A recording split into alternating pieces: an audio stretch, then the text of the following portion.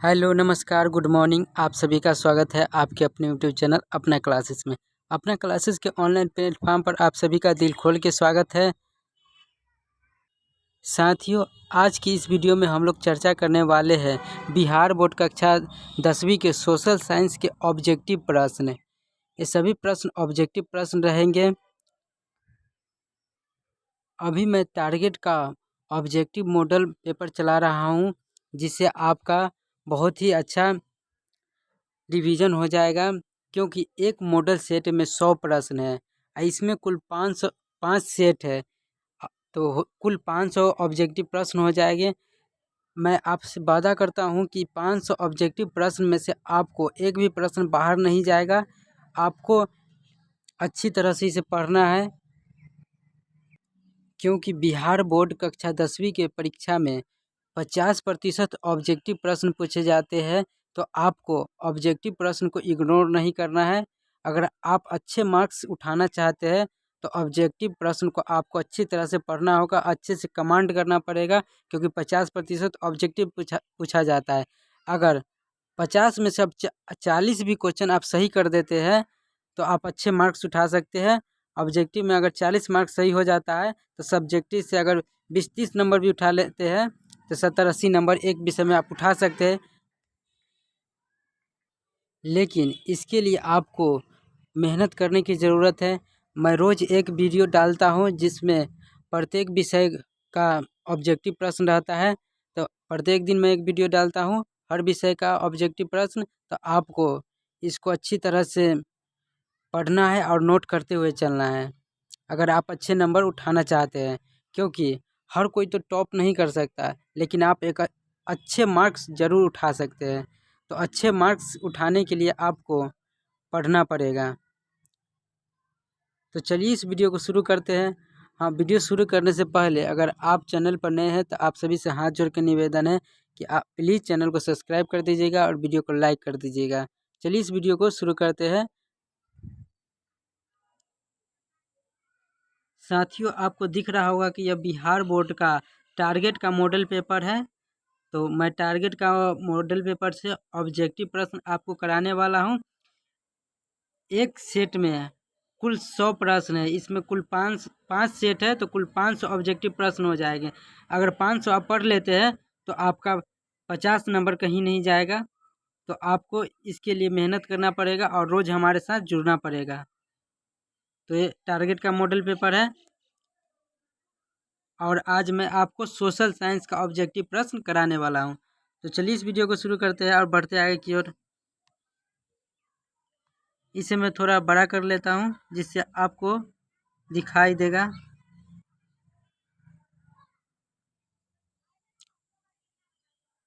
आपको दिख रहा होगा ये सभी प्रश्न वस्तुनिष्ठ प्रश्न यानी ऑब्जेक्टिव प्रश्न है। क्योंकि ऑब्जेक्टिव प्रश्न का बहुत ही योगदान रहता है, तो आपको इसे इग्नोर नहीं करना है, इसे पढ़ना है। तो चलिए क्वेश्चन की तरफ बढ़ते हैं। आपका पहला क्वेश्चन है, डॉक्टर राजेंद्र प्रसाद का जन्म स्थान कहाँ है? डॉक्टर राजेंद्र प्रसाद का जन्म स्थान कहाँ है? तो बिहार। तो ऑप्शन बी आपका राइट आंसर हो जाएगा, बिहार। भारत में पहला देसी जूट मिल किस शहर में स्थापित हुआ था? भारत में पहला देसी जूट मिल किस शहर में स्थापित हुआ था? तो कलकत्ता में। ऑप्शन ए आपका राइट आंसर हो जाएगा, कलकत्ता में। बढ़ते आगे की ओर। आपको इसे अच्छी तरह से नोट करते हुए और पढ़ते हुए चलना है। अगर आपको इसका पीडीएफ चाहिए तो कमेंट जरूर कीजिएगा। भूमंडलीकरण की शुरुआत किस दशक में हुई? भूमंडलीकरण की शुरुआत किस दशक में हुई? किस दशक में हुई थी? तो ऑप्शन ए 1990 के दशक में। तो ऑप्शन ए आपका राइट आंसर हो जाएगा, 1990 के दशक में। निम्न में से कौन पंचायती राज व्यवस्था का दूसरा स्तर है? निम्न में से कौन पंचायती राज व्यवस्था का दूसरा स्तर है? तो पंचायत समिति। ऑप्शन सी आपका राइट आंसर हो जाएगा, पंचायत समिति। 1871 में कौन सी संधि हुई थी? 1871 में कौन सी संधि हुई थी? तो फ्रैंकफर्ट संधि हुई थी। तो ऑप्शन ए आपका राइट आंसर हो जाएगा, फ्रैंकफर्ट की संधि। आपको अच्छी तरह से नोट करते हुए चलना है। फ्रैंकफर्ट की संधि 1871 ईस्वी में कौन सी संधि हुई थी? फ्रैंकफर्ट की संधि। बढ़ते आगे की ओर। बिहार में पंचायती राज संस्थाओं में महिलाओं के लिए कितने सीट आरक्षित है? बिहार में पंचायती राज संस्थाओं में महिलाओं के लिए कितने सीट आरक्षित है? तो 50%। ऑप्शन ए आपका राइट आंसर हो जाएगा 50%। बढ़ते आगे की ओर।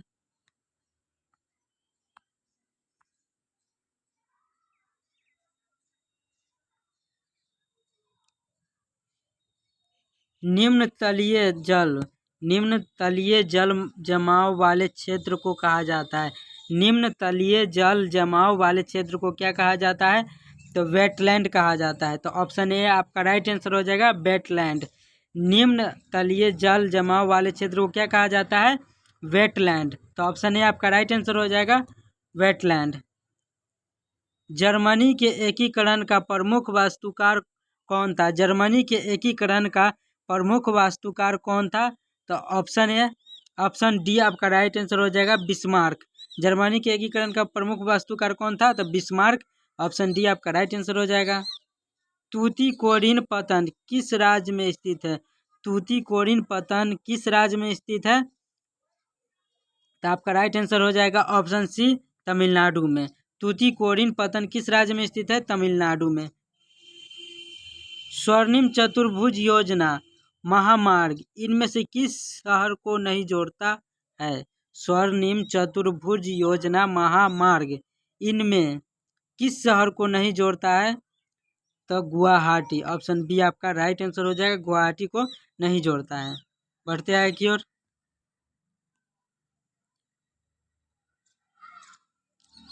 गांधी जी ने भारत में सत्याग्रह का पहला प्रयोग कहाँ किया था? गांधी जी ने भारत में सत्याग्रह का पहला प्रयोग कहाँ किया था? तो चंपारण बिहार में क्या था पहला सत्याग्रह? तो ऑप्शन ए आपका राइट आंसर हो जाएगा चंपारण। अखिल भारतीय किसान सभा का गठन कहाँ और कब हुआ था? अखिल भारतीय किसान का गठन कहाँ और कब हुआ था? तो ऑप्शन सी आपका राइट आंसर हो जाएगा लखनऊ 1936 में हुआ था। अखिल भारतीय किसान सभा का गठन कब और कहाँ हुआ था? तो लखनऊ में 1936 में हुआ था। तो ऑप्शन सी आपका राइट आंसर हो जाएगा। बढ़ते आगे की ओर। निम्नलिखित में से किसने पटना का नाम अजीमाबाद किया? निम्नलिखित में किसने पटना का नाम अजीमाबाद किया था? तो ऑप्शन डी आपका राइट आंसर हो जाएगा अजीमू शाह। तो ऑप्शन डी आपका राइट आंसर हो जाएगा अजीमू शाह। बढ़ते आगे की ओर।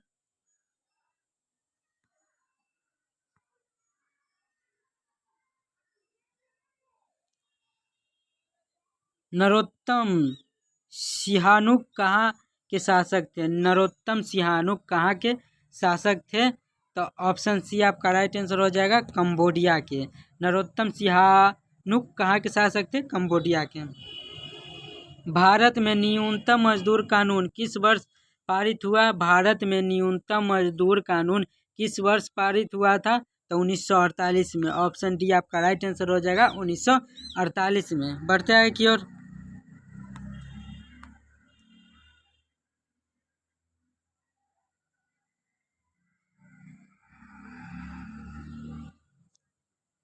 यूरोप वासियों के लिए किस देश का साहित्य एवं विज्ञान प्रेरणा का स्रोत है? यूरोप वासियों के लिए किस देश का साहित्य एवं विज्ञान प्रेरणा का स्रोत है? तो इंग्लैंड। तो ऑप्शन डी आपका राइट आंसर हो जाएगा इंग्लैंड। बढ़ते आगे की ओर। राष्ट्रवाद की अवधारणा का जन्म किस घटना से माना जाता है? राष्ट्रवाद की अवधारणा का जन्म किस घटना से माना जाता है? तो पुनर्जागरण। ऑप्शन ए आपका राइट आंसर हो जाएगा पुनर्जागरण। बढ़ते आगे की ओर। मेटरनिक कौन था? मेटरनिक कौन था? तो मेटरनिक ऑस्ट्रिया का चांसलर था। तो ऑप्शन ए आपका राइट आंसर हो जाएगा मेटरनिक कौन था? ऑस्ट्रेलिया का चांसलर था। तो ऑप्शन ए आपका राइट आंसर हो जाएगा। बढ़ते आगे की ओर। महात्मा गांधी को चंपारण आने का निमंत्रण किसने दिया था? महात्मा गांधी को चंपारण आने का नियंत्रण किसने दिया था? तो आपका राइट आंसर हो जाएगा ऑप्शन सी, राजकुमार। राजकुमार शुक्ल जो थे महात्मा गांधी को चंपारण बिहार आने का निमंत्रण दिए थे। तो ऑप्शन सी आपका राइट आंसर हो जाएगा, राजकुमार शुक्ल। बढ़ते आगे की ओर।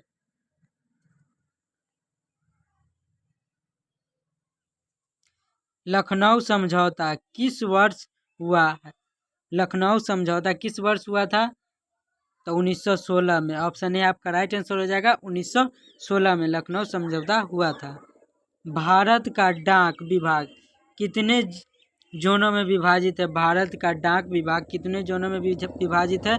तो 8 जोन। ऑप्शन ए आपका राइट आंसर हो जाएगा 8। भारत का डाक विभाग कितने जोन में विभाजित है? तो 8।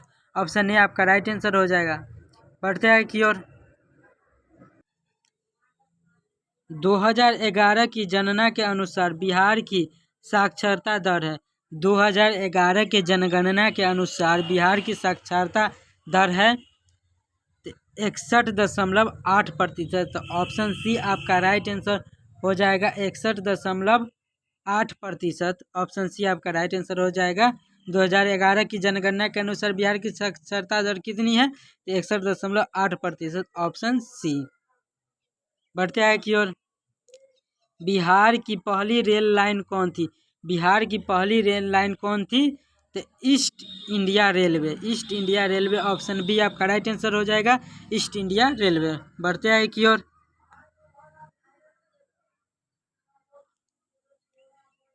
कहलगांव तापीय विद्युत परियोजना किस जिला में स्थित है? कहलगांव तापीय विद्युत परियोजना किस जिला में अवस्थित है? तो आपका राइट आंसर हो जाएगा option B option B Bhagalpur. Kahalgaon तापीय विद्युत परियोजना किस जिला में अवस्थित है? तो भागलपुर। ऑप्शन बी आपका राइट आंसर हो जाएगा, भागलपुर। बढ़ते आगे की ओर। बिहार की राजधानी है, तो आप सभी को पता होगा कि बिहार की राजधानी क्या है।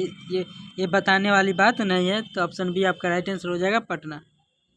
3 कठिया प्रणाली किन पर लागू थी? 3 कठिया प्रणाली किन पर लागू थी? तो किसानों पर। तो ऑप्शन ए आपका राइट आंसर हो जाएगा। 3 कठिया प्रणाली किन पर लागू था? तो किसानों पर। इनमें कौन चिपको आंदोलन से संबंधित है? इनमें कौन चिपको आंदोलन से संबंधित है? तो सुंदरलाल बहुगुणा। ऑप्शन सी आपका राइट आंसर हो जाएगा। चिपको आंदोलन का संबंध किससे है? तो सुंदरलाल बहुगुणा से है। बढ़ते आगे की ओर। आपका अगला प्रश्न है, सुंदरबन किस राज्य में है? सुंदरबन किस राज्य में है? तो पश्चिम बंगाल में। ऑप्शन ए आपका राइट आंसर हो जाएगा, पश्चिम बंगाल। सुंदरबन किस राज्य में है? तो पश्चिम बंगाल में। इनमें कौन लोहा का अयस्क है? लोहा का अयस्क कौन है? तो ऑप्शन सी आपका राइट आंसर हो जाएगा, हेमेटाइट। लोहा का अयस्क कौन है? तो हेमेटाइट। बढ़ते आगे की ओर। सबसे घटिया कोयला है। सबसे घटिया कोयला कौन है? तो पीट। पीट हो जाएगा ऑप्शन डी आपका, पीट। बढ़ते आगे की ओर। सबसे घटिया कोयला कौन है? तो पीट। बढ़ते आगे की ओर।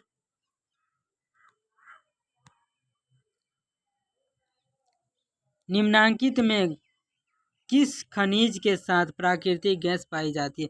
निम्नलिखित में किस खनिज के साथ प्राकृतिक गैस पाई जाती है? तो ऑप्शन सी आपका राइट आंसर हो जाएगा, पेट्रोलियम। आपको अच्छी तरह से ध्यान में रखना है सभी ऑब्जेक्टिव प्रश्न को, क्योंकि अगर आप अच्छा मार्क्स लाना चाहते हैं तो आपको ऑब्जेक्टिव प्रश्न को अच्छी तरीके से याद करना पड़ेगा। इसके लिए आपको हमारे साथ रोज़ जुड़ना पड़ेगा, रोज़ वीडियो को देखना पड़ेगा, क्योंकि हम आपके लिए हर विषय के रोज़ एक वीडियो डालते हैं। गोविंद सागर कृत्रिम जलाशय संबंधित है।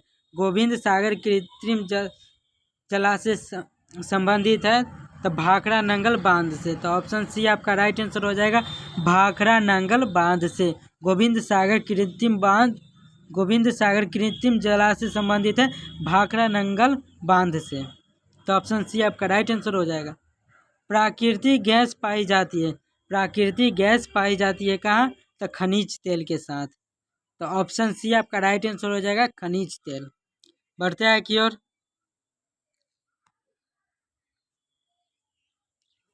रियल वर्कशॉप कहाँ स्थित है? रियल वर्कशॉप कहाँ स्थित है?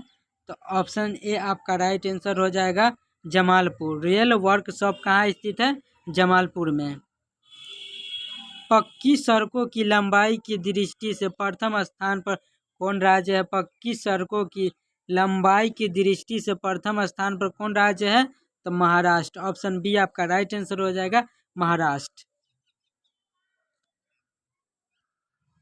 तो ये था सोशल साइंस के कुछ महत्वपूर्ण ऑब्जेक्टिव प्रश्न। इसे आपको नोट करना है और अच्छी तरीके से पढ़ना है।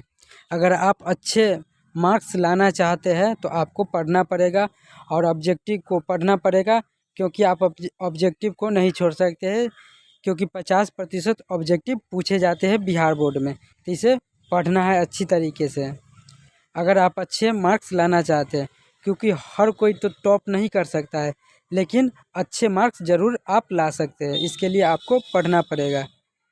तो आप सभी से हाथ जोड़कर निवेदन है कि प्लीज़, अगर आप चैनल पर नए हैं तो प्लीज़ चैनल को सब्सक्राइब कर दीजिएगा और वीडियो को लाइक कर दीजिएगा।